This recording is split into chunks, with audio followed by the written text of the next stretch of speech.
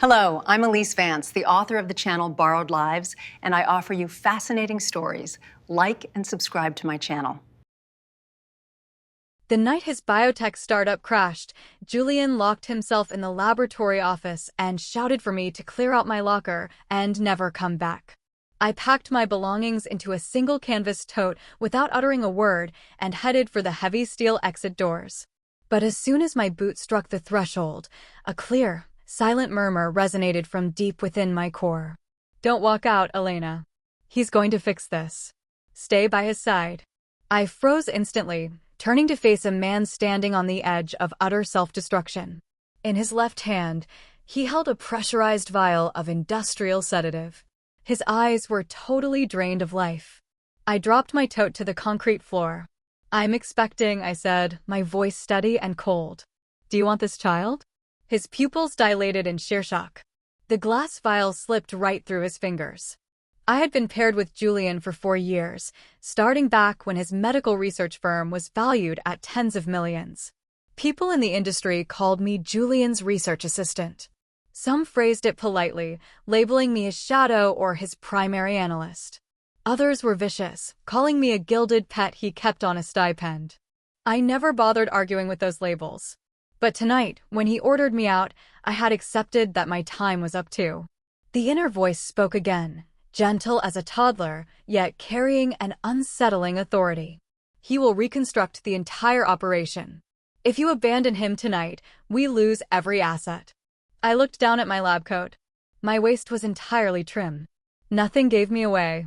My cycle had been delayed 3 weeks prior, but I had dismissed it as exhaustion from late-night lab shifts. "Elena, I am not joking," the voice added. I turned back into the dimly lit corridor. Julian was still slouched against his desk, but his posture had collapsed completely. He stared down at the open glass container rolling across the floor, white residue scattering across the tiles. He looked like an overtension cable about to snap into pieces. My heart pounded against my ribs like a sledgehammer. I let my tote bag rest on the floor and walked back inside, step by deliberate step. He lifted his head, his vision out of focus. "Why are you still standing there?" I dropped to one knee, matching his eye level. "I am carrying your child." 3 words. Julian's eyes widened in profound astonishment. "What did you say?" "I am pregnant," I repeated, holding his stare. "Do you want this baby?" The empty container clattered beneath the stainless steel work table. He parted his lips, but his throat failed him. I stepped forward, swept a messy pile of foreclosure notices and breach of contract letters off the desk, and leaned against the edge. "Julian, look at me," I said. "Right now, you think the ground beneath you has vanished. Do you really think it hasn't?" He choked out, his eyes suddenly glossed over with unshed tears. "I don't know much about private equity funding," I continued calmly. "But I know this. If you end your life tonight, the story closes forever. As long as you are breathing, you have leverage." He stared at me for an eternity, so long that I thought he might yell at me to leave again. Then he whispered, his voice dry as sandpaper, "Why aren't you running like the rest of them?" "Because of this child," I said. He closed his eyes, letting his head thump back against the cold wall. After an agonizing silence, he muttered, "I don't have a single dollar left to support a family." "I know. The marshals are seizing this facility in 2 weeks. I know you don't even have $5,000 in liquid cash left. But I have personal reserves," I said. "It isn't a fortune, but it will cover basic shelter and food for 3 months." His eyes snapped open instantly. "You kept savings?" "I'm not foolish," I answered, staring right into his eyes. "Every month you paid my consulting fee, I used half and put the rest into an untouchable account. For years of work. It builds up." His face twisted into an intense mixture of shock, shame, and a strange, fragile tenderness he couldn't completely hide. "You worked beside me for 4 years just to accumulate an exit fund?" "I worked beside you because I chose to. I saved money because I'm practical." The room fell into complete silence. The only sound was the low hum of the server rack in the corner. The voice deep inside my stomach piped up again. "Elena did the right thing. He needs your brain right now." "Quiet down," I thought back firmly. "I need clarity." Surprisingly, the voice faded away. I stood up, walked over to the break room sink, and poured a glass of cold water. I placed it on the desk in front of him. "Drink this, then pick up those broken glass fragments off the floor. I'll look for a small rental in the industrial district tomorrow. We move before the end of the month.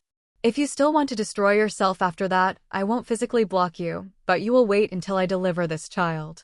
"Understood." Julian reached for the glass with a trembling hand, staring at the rippling surface before taking a gulp. That was enough. A living man needs water to survive. The moving day was miserable, heavy rain soaking the pavement. Julian stood in the downpour, drenching his jacket as he lifted the last plastic crate into the trunk of an old cargo van.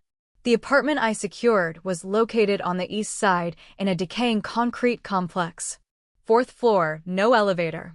It was a dark 2-bedroom unit that smelled of old damp wood and cheap paint, costing $1,200 a month.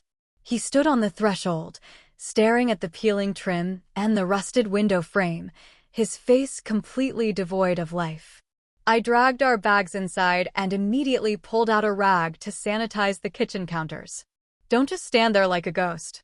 Grab the linen box." He stepped inside, looking completely unnatural in the tiny space. In his past life, he leased a glass-walled loft overlooking the harbor with over 2,000 square feet of space. Here, he could reach out and touch opposing walls.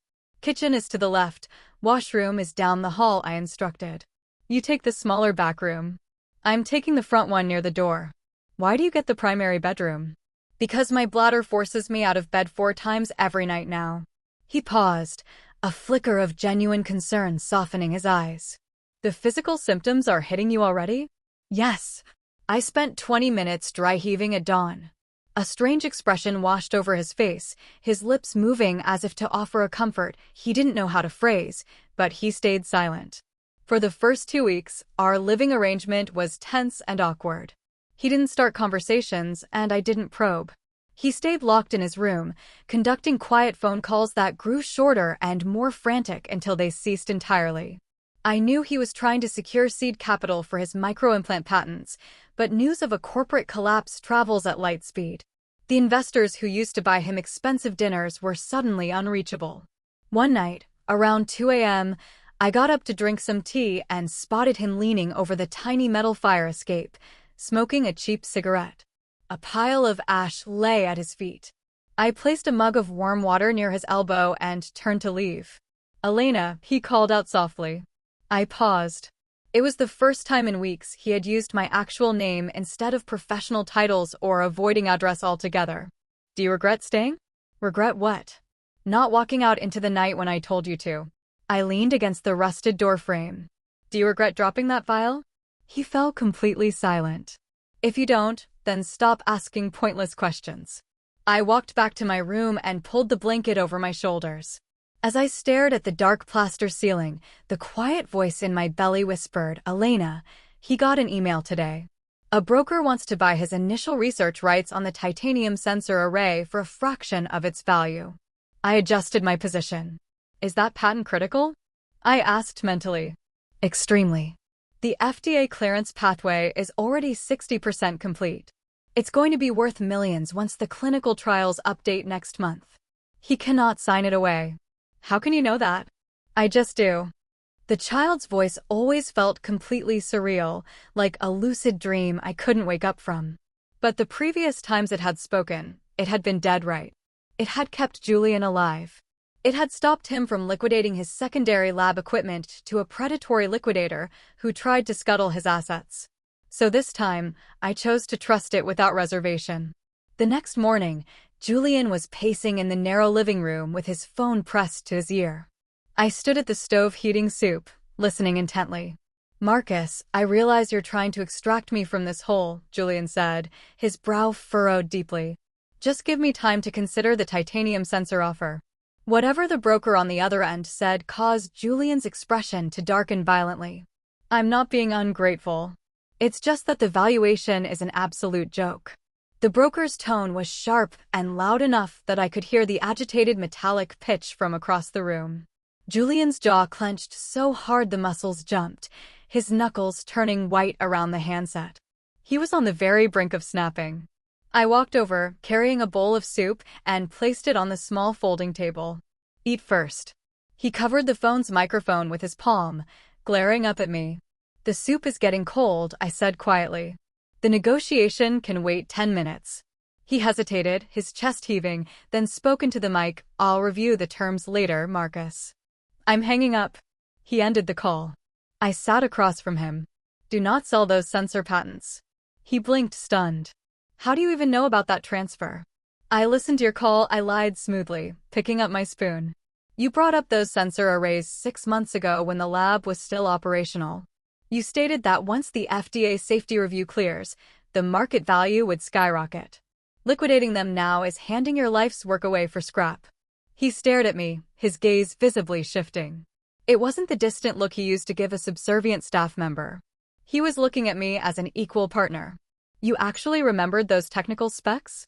I remember every single word you say when you talk about your work. He lowered his head, taking a slow bite of the soup. Elena, thank you. I didn't reply verbally, but the little voice in my belly gave a quiet chuckle. Elena is brilliant. I rolled my eyes internally, though a tiny smile brushed my lips. Just as I thought we were establishing a stable routine, on the third weekend, a sharp knock rattled our door. I went to answer it. Standing on the dim concrete landing was a woman. She was dressed in an immaculate cream-colored trench coat, her hair styled flawlessly, holding a basket of organic peaches. She wore a perfectly tailored, sympathetic smile. Good afternoon, she said, her tone smooth as silk. Is Julian inside? In my abdomen, the baby whispered, Elena, this woman is pure poison. Her name was Valerie. She was Julian's former fiancée, the woman he had been with before he founded his firm. They had met during their medical residencies and parted ways right before his first major funding round. Industry rumors suggested she abandoned him because he was broke and living off research grants back then. Julian had never confirmed those details, but Valerie was more than eager to volunteer them herself. She sat on our creaky metal folding chair, setting the peach basket on our scuffed table like she was performing a grand act of charity. I heard about the corporate bankruptcy, she said softly, her eyes swimming with theatrical concern. I wanted to reach out earlier, but I was terrified of being an intrusion. Julian sat opposite her, his spine rigid as an iron bar. How did you track down this address, Valerie? It took a few calls to our old hospital colleagues, she replied with a sad, gentle smile. It's tragic how fast people scatter when the funding dries up. Nobody wanted to give me your contact info. As she spoke, her sharp eyes darted toward me, just a quick, analytical glance, but I caught every bit of it. She was evaluating me, taking in my faded sweater, my bare feet, and finally my midsection. And who is this young lady? She asked Julian. Julian opened his mouth, but he hesitated for a fraction of a second. That tiny pause said everything, so I cut in before he could stumble. I'm Elena. I live here. Valerie nodded smoothly, her smile never faltering. A pleasure, Elena. She turned back to Julian, slipping effortlessly into the affectionate tone of a lifelong confidant. I'm managing clinical acquisitions at Vance Pharmaceuticals now. It's a heavy workload, but it's completely secure. If you're struggling with basic expenses, I can authorize a personal stipend to help you get through the winter. No, Julian said instantly, shaking his head. I'm handling it. Don't let your ego ruin you, Julian, Valerie urged, her brow furrowing in a masterclass of unselfish worry. We have a decade of history together. You don't need to put up a front with me. Julian didn't know how to counter her polish. I stepped forward and set a glass of tap water in front of her.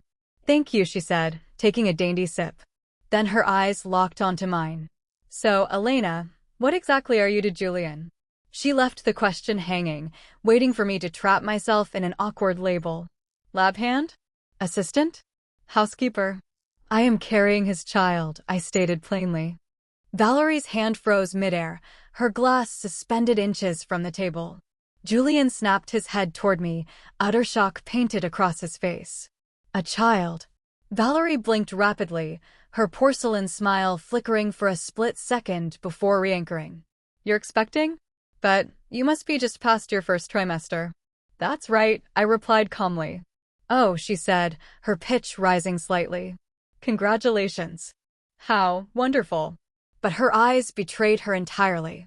There was no warmth, no sympathy, not even the awkwardness of a woman realizing her ex had moved on. There was pure, calculated coldness. Her fingers tightened around the glass just enough to turn her knuckles white, then she set it down softly. Just past the first trimester, she repeated, as if analyzing a diagnostic report. That's quite far along. Julian, you didn't mention a word of this to our circle. Julian was still staring at me, not angry, not ashamed, just stunned in a way that made him look remarkably vulnerable. We only confirmed it recently. Valerie lowered her eyes, adopting a gentle, pitying tone. Of course. Things must be utterly chaotic for you right now. She turned back to me, her voice dripping with artificial sweetness. Pregnancy is demanding even under ideal circumstances, Elena. Julian can barely maintain this small rental right now. Bringing a newborn into this environment, the stress alone will destroy his focus while he tries to rebuild. Before I could speak, the baby's voice echoed in my head. Elena, she is trying to push you out the door. I kept my expression completely unreadable. Thank you for your concern, Valerie. Her eyes narrowed slightly. I only mean that a baby requires absolute financial stability. And Julian needs complete quiet if he's ever going to recover his standing in the medical field. Added burdens won't help anyone. There it was, the subtle, elegant shove toward the exit.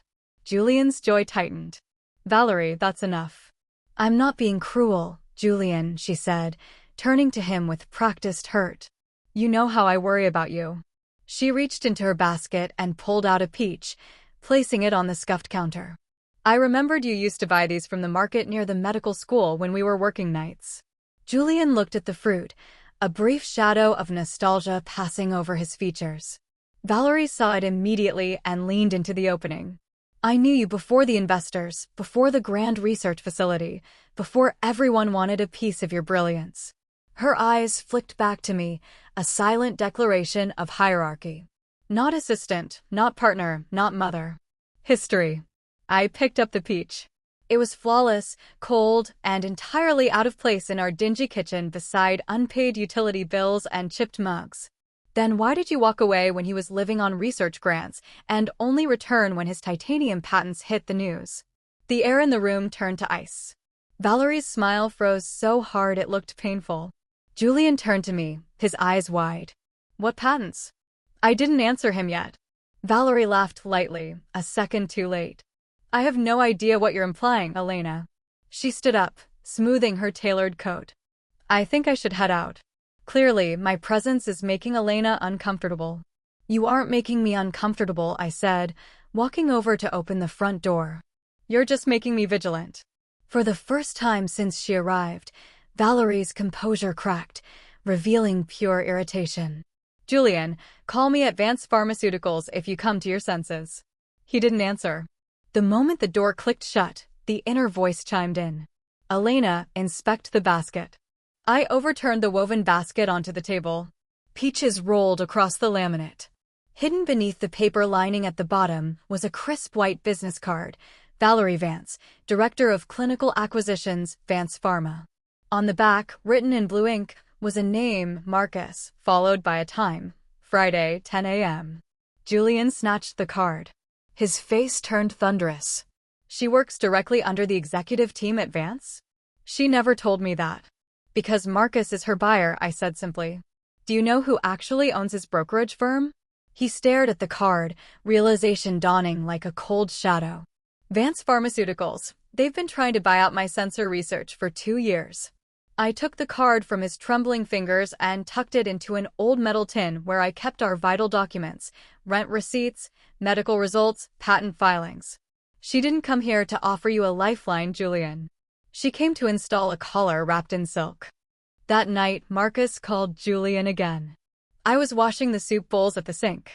Julian stood near the rain-streaked window, his phone pressed hard against his ear, his shoulders hunched in deep tension. Immediate cash is worth more than theoretical future value, Julian. Marcus barked through the speaker. You have a pregnant assistant living in a dingy apartment with you. Be realistic for once in your life. You need capital, not foolish pride. Julian's knuckles turned white around the phone. The censor patent isn't dead weight. It is if you can't afford basic groceries next month. A responsible father takes the guaranteed payout. The word father struck Julian like a physical blow. His face drained of color. The baby's voice whispered in my head, Elena, he is terrified, not foolish. Give him a spine. I dried my hands on a dish towel and walked over. Put it on speaker, I said quietly. Julian hesitated, then pressed the button. Marcus, this is Elena. A cold, dismissive laugh came through the line. The pregnant assistant. Look, Elena, talk some sense into him. You don't sell the last lifeboat on a sinking ship just because someone tells you the ocean looks intimidating, I interrupted, my tone flat and unyielding. We know Vance Pharma is behind your offer. Silence fell over the line. I don't know what you're talking about, Marcus snapped, though his voice pitched higher. The negotiation is over, I said, and pressed the red button on Julian's screen. For a long moment, neither of us moved. Then Julian sank heavily onto the edge of his worn mattress. You shouldn't have done that, he muttered, running a hand over his face.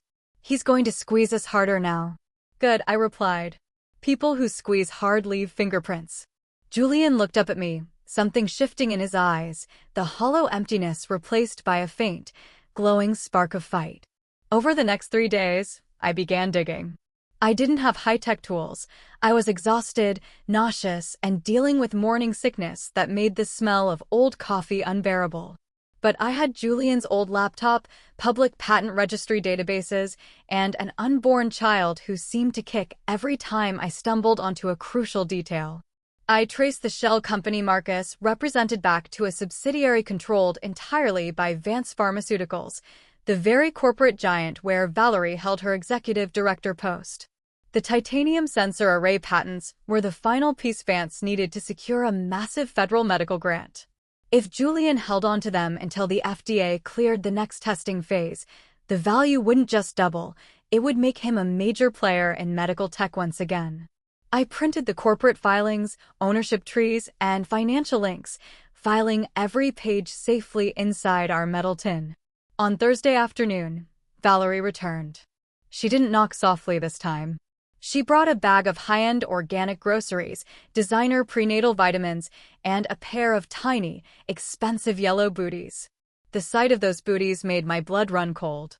They were far too soft for hands as calculating as hers. Julian opened the door, and Valerie stepped inside before he could even invite her. She set the bag on the counter, surveying our tiny living space with exaggerated pity. Julian, this environment is barbaric. You can't possibly survive like this. We're managing, Julian said, his posture defensive. Valerie turned to me, her expression melting into patronizing concern. Elena, have you considered moving back to your hometown? Pregnancy requires proper care. Julian is under immense pressure trying to salvage his career. Having to support 2 people right now will break him. I have no family to return to, I said steadily. Then I can arrange a stay at a private maternal facility, Valerie offered smoothly. Quiet, comfortable, fully funded. It would give Julian the room he needs to think clearly. Julian stepped forward, putting himself between Valerie and me. No. Valerie blinked, caught off guard. Julian, I'm only trying to relieve your burden. Elena stays right here, Julian declared, his voice firmer than I had heard it in months. She is the only reason I am still breathing. The baby giggled inside my belly. He finally said it. My throat tightened, but I didn't let a single tear show in front of Valerie. I wasn't going to give her the satisfaction of seeing a single moment of vulnerability. Of course, Valerie murmured, her eyes cold as ice despite her soft smile. I didn't mean to imply anything improper. I think you did, I said, picking up the yellow booties and tossing them right back into her shopping bag. And please don't purchase clothing for my baby. Valerie's mask slipped completely for a fraction of a second, revealing sheer disdain. A child needs stability, Elena. Not wishful thinking in a crumbling apartment. My child will have a father who keeps his integrity, I replied. Now please leave. 10 minutes after Valerie walked out, Marcus called Julian's line. Julian answered on speaker, his face set like flint. How did you find out Elena was pregnant, Marcus? Marcus paused, thrown off. You mentioned it during our previous call. I never said a word to you about her pregnancy. Julian cut him off coldly. A heavy silence stretched over the receiver before Marcus scoffed. Fine. Valerie mentioned she was worried about your living situation. So what? She's trying to save you from ruin, Julian. Sell the titanium patents, clear your debts, buy diapers, and move on. Stop chasing ghosts. Julian looked down at his desk, his hands trembling slightly, but his gaze remained fixed on me. I'm keeping my patents. Don't call this number again. He disconnected the call before Marcus could respond. That night, Julian sat at the small kitchen table, staring down at his research schematics. For the first time in months, he wasn't looking at them with defeat, but with the sharp, relentless focus of a lead engineer. They're desperate for these sensor arrays, he whispered. Which means our FDA approval is closer than they're letting on. Then we hold, I said, laying my hand over his on the table. The baby gave a light, comforting kick against my palm. Elena, the final paperwork arrives tomorrow. Sure enough, at noon the next day, a formal courier arrived with a revised purchase agreement from Vance Pharmaceuticals' legal team, forwarded directly by Marcus. It offered a slightly higher cash sum, framed as an ultimate act of goodwill, demanding Julian's signature by 5 p.m. or the deal would be permanently withdrawn. Attached secretly within the digital copy of the filing, a mistake made by a careless junior clerk at Vance, was an internal memo linking Valerie directly to the acquisition strategy, proving she stood to gain a massive corporate bonus if she secured Julian's patents below market value. I printed the memo, added it to our metal tin alongside the recordings of Marcus's calls and Valerie's visit, and walked with Julian directly to the corporate headquarters of Vance Pharmaceuticals. We didn't request a private meeting. We walked straight into the open board reception where Valerie and her senior acquisition team were preparing for their afternoon strategy review. When Valerie saw us enter, her face drained of all color. Julian? What are you doing here? Julian didn't raise his voice. He simply placed the entire contents of our metal tin onto the central conference table in front of her managing directors, the shell company links, the secretly recorded threats, the leaked internal bonus memo, and the technical valuation proving the true worth of his titanium sensor patents. Your clinical acquisition team attempted to manipulate a distressed inventor through personal harassment and fraudulent valuation, Julian announced, his voice echoing clearly across the room. If this purchase agreement isn't formally canceled and your predatory claims relinquished by end of day, every medical journal and regulatory board in the state will receive a copy of these files. The managing director picked up the internal memo, his eyes darkening as he read through Valerie's handwritten notes. He turned a furious glare toward Valerie, who stood frozen, unable to utter a single word of defense. Mr. Julian, the director said smoothly, standing up to shake Julian's hand. Vance Pharmaceuticals will immediately withdraw all claims and launch an internal audit regarding this matter.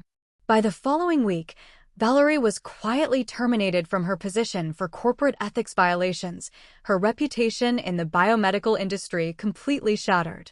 Marcus lost his broker's license following an investigation into illegal shell company operations. 2 months later, Julian's titanium sensor array received full FDA clearance. The patents were valued in the millions. Investors who had once abandoned him scrambled to secure licensing deals on his terms. We moved out of the industrial apartment into a bright, quiet home near the coast. The scuffed wooden table from the small rental stayed with us, placed in Julian's new home office as a reminder of where we stood when the world fell apart. When our daughter was born on a calm, rainy morning, her loud, clear cry filled the delivery room. The mysterious inner voice that had guided me through the darkest nights finally fell silent, replaced entirely by the real, living breath of our baby girl. Julian held her in his arms, tears slipping down his cheeks as he kissed her forehead, then leaned down to kiss mine. "We made it," he whispered softly. "Because you stayed."